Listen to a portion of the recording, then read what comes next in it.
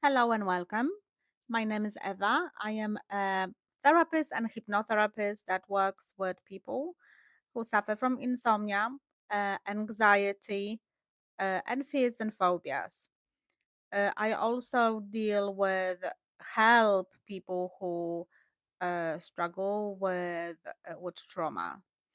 So today, guys, I wanted to prepare something really important that not a lot of therapists talk about, which is super, super important for healing. So if you struggle with a lot of things in your life and you believe that I should do something about healing, I want to talk today about the mother wound. So the mother wound is something that is super important because it's the wound that stays with us for our whole life, and it starts from very very early age. And this is not the video to say that you had a bad mother. It is the video to bring awareness into a lot of phases of trauma, into a lot of things that happened in your life that can start as a foundation of a mother wound. Because, as I always say, there is not even one person on this planet who is not traumatized. And usually, mother wound in our life is the core wound that we have to really go through and we have to heal from. So, I would like you to tell you a story of a little girl. This little girl can be you. This little girl can be your sister. This little girl can be whoever, or it can be a little boy, but somebody who is a child. So there was this little girl, and she wasn't loud. She wasn't difficult. She was just watchful, and this is what children do. Children watch adults a lot because this is the way of learning environment around them. So adults are the first indicator for what actually this world is about.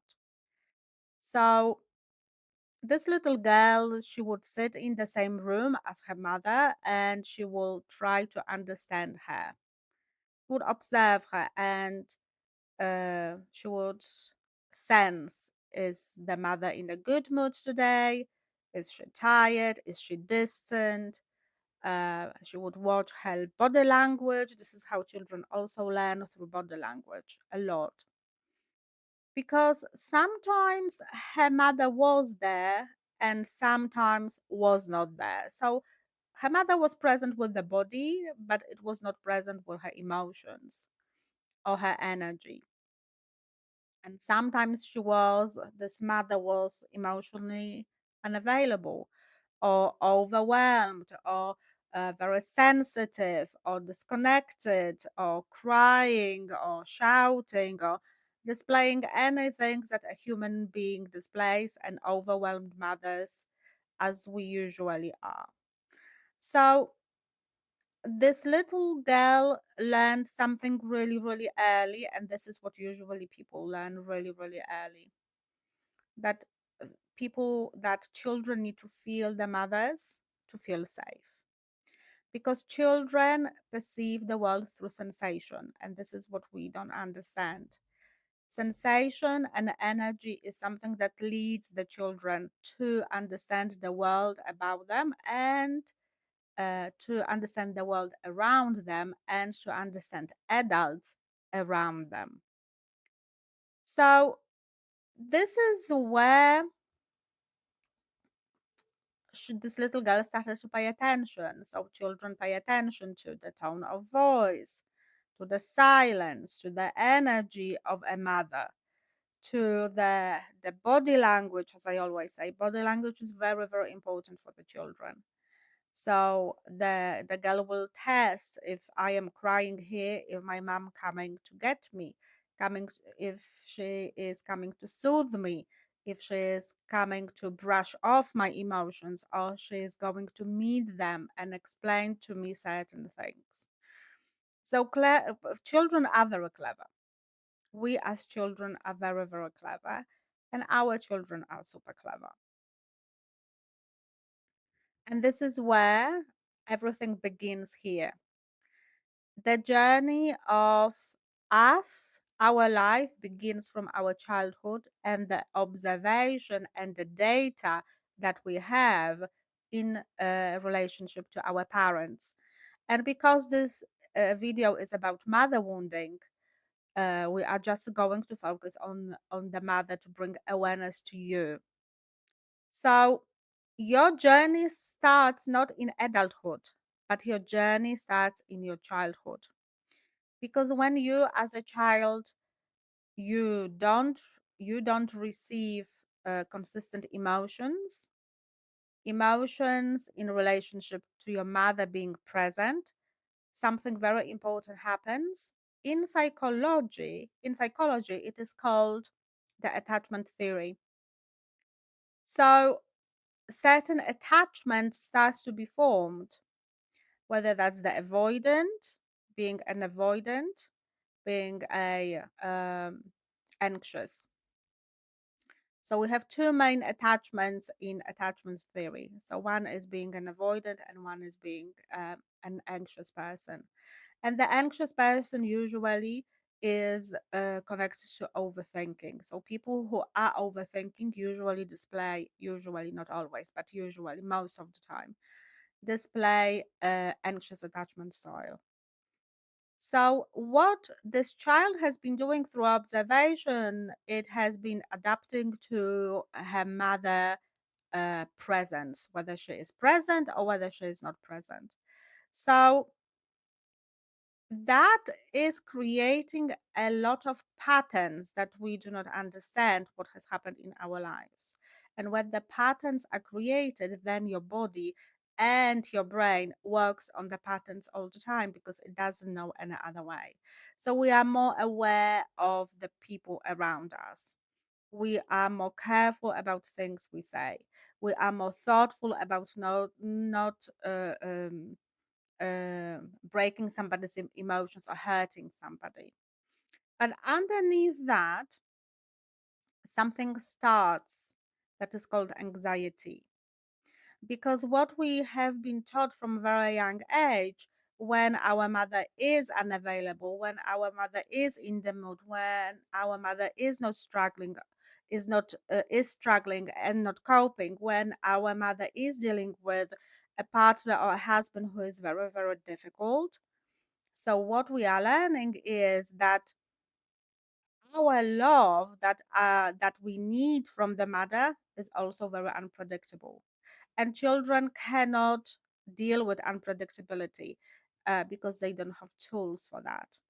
So this unpredictability also is teaching the children that I have to adapt to the certain situations to maybe become a people pleaser, or to maybe become a quiet or unseen child, because the environment that they are growing is usually does not meet or did not meet uh, emotional balance and emotional expectations, which is actually love. So let's look at how overthinking is created through the mother wound.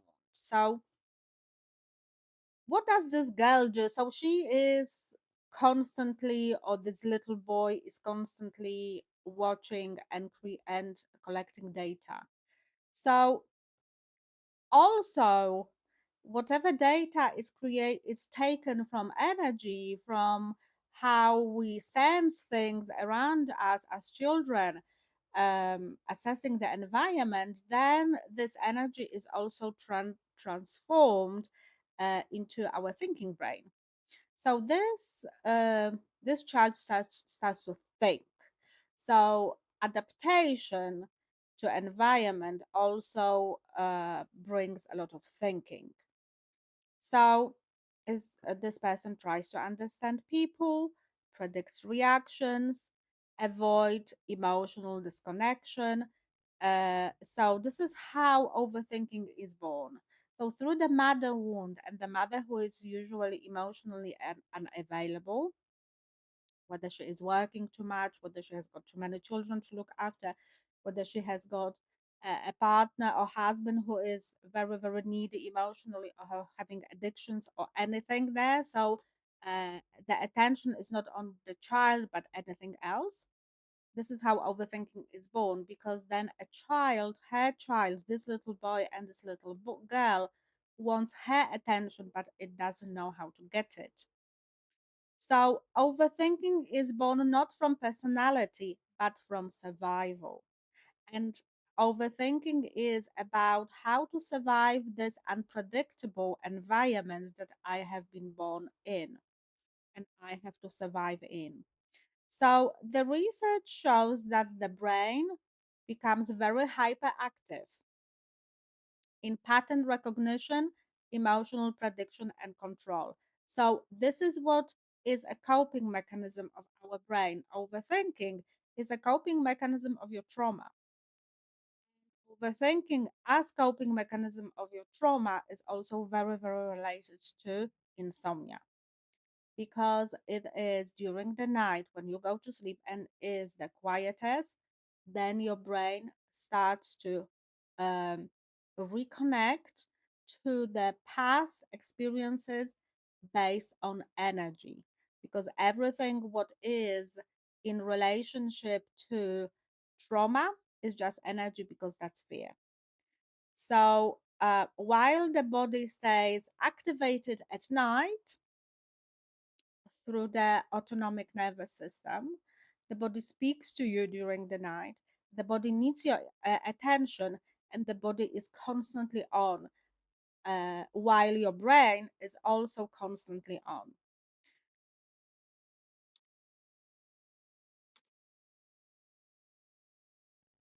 So now I would like us to look at something a little bit deeper. I always talk about it in every of my videos, and it's called root chakra and fear, because root chakra and fear are very related. So if we look into our bodies, this situation of overthinking, even though overthinking is in our hands, it's actually coming from the root chakra, which is positioned at the back of our spine, which is in relationship to safety, security, but also is the home of our fear and our anxiety. That's the bottom line of it. Even though a lot of people will say that anxiety comes from solar plexus, which is your belly area, because that's your second home, your second brain.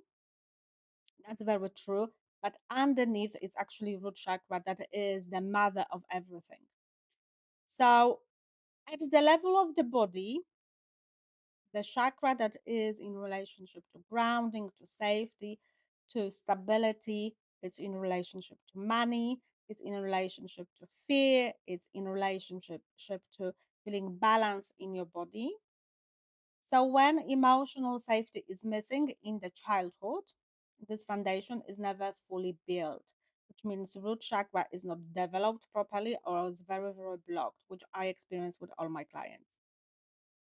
So instead of feeling full and feeling grounded and really safe, usually people think their way into safety. They think how to be safe, and it's very automatic. And it's the programming that runs your childhood, and you possibly even don't know about it. So, this is why overthinkers cannot switch off, feel anxious without reason, struggle to relax, usually have got problems with insomnia, especially when there are changes in life. So, a new baby is born, there is need to travel, the new job is coming, or there is some issue that they don't know what to do about. Because the body has never learned, it is safe to let go. So overthinkers will think about something all the time because they do not have capacity, capability, never the tools have been given to them how to let go of the past. And those people usually live in the past, or they live in the present. Sorry, in the future. They never live in the present. So there are a lot of signs, guys, that overthinkers have got. I have it with my clients. I work with overthinking a lot. I work with burnout a lot. I work with anxiety a lot. So maybe you have got it. Maybe your sister have got it. Maybe your mother has got it. And that's why she was the mother she was.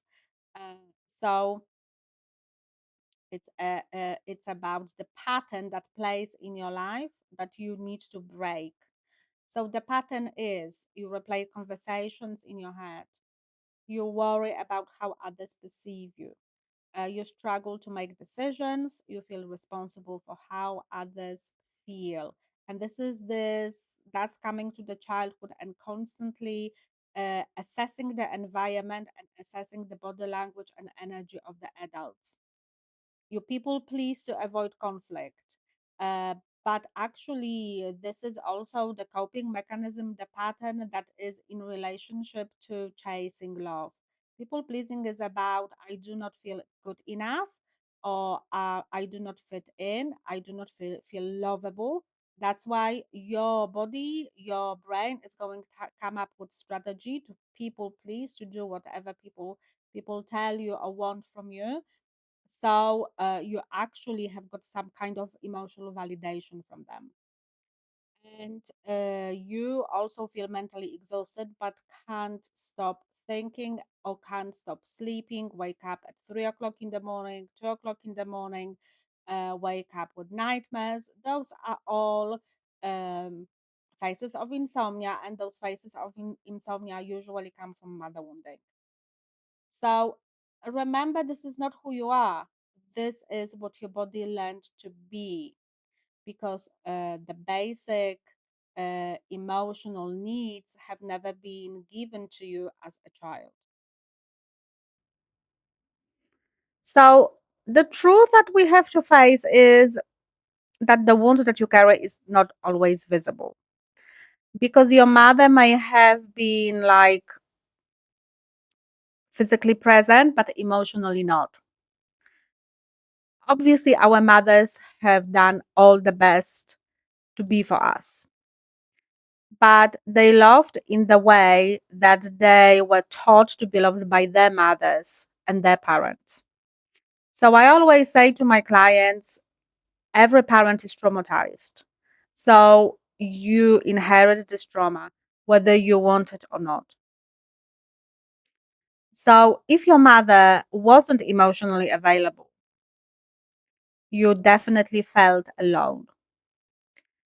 And the body remembers that, because the body is missing the basic uh, the basic emotions of physical contact, like the touch, like being hugged, like being supported through, even, you did great, well done for winning this competition, that competition, right? So what needs to be remembered here, guys, is everything what we went through in our childhood is recorded in our body through the energy. The logic mind is only the supportive tool that is creating certain things for us through the pattern of what your body has learned. But if the body has learned that no one was there for me, I am not good enough, I do not fit in, I am not lovable, this trauma can translate like overthinking. And a lot of people have got that even without realizing it. So let's talk about what can be done about it. So, as you know, I specialize in meditations. I specialize in creating meditations that work with the body on emotional and cellular level. So I tap in into cellular and emotional memory, not the logic. Subconscious mind I use as a tool to actually um, tell the body what to do or heal the body. But actually, it's the body that and the energy in the body that I need to really talk to. So that's why the traditional meditation will not work, because traditional meditation usually stops the mind, but the body is still holding the pattern. And the mother wound, the trauma is this pattern. Overthinking is this pattern. So the real work is teaching the nervous system that it is safe to be again, to exist, that you don't have to chase anything. You don't have to overthink. You don't have to predict. You don't have to plan. You don't have to follow the list. You just need to live in presence. And that it doesn't have to think its way through life. So, thinking, it's not the way for you to live a happy life. It's being safe in the body that is. So that's why I created my meditations, because I used to be you. I used to be a very overthinking person. And when I started to heal myself, and when I started to look at my wound from my mother, it came very, very clear that a lot of things are not working for me. So, if this resonates with you, what I said, there is a special quiz that needs to be done for you when you are going to look at your pattern, whether you are overthinker, whether you are hypervigilant, whatever is there for you. Because once you see the pattern, then you can finally begin to change it, and you can finally listen to meditations that actually are going to take away overthinking, if this is the issue for you. And usually is when we have been brought up with mothers that are emotionally available. I was one of the person, and most of my clients are those people. So if that resonates with you, please click on the quiz, and then you will be taken to the places where you need to be taken. Thank you for today, and I will see you in our next video. Bye bye.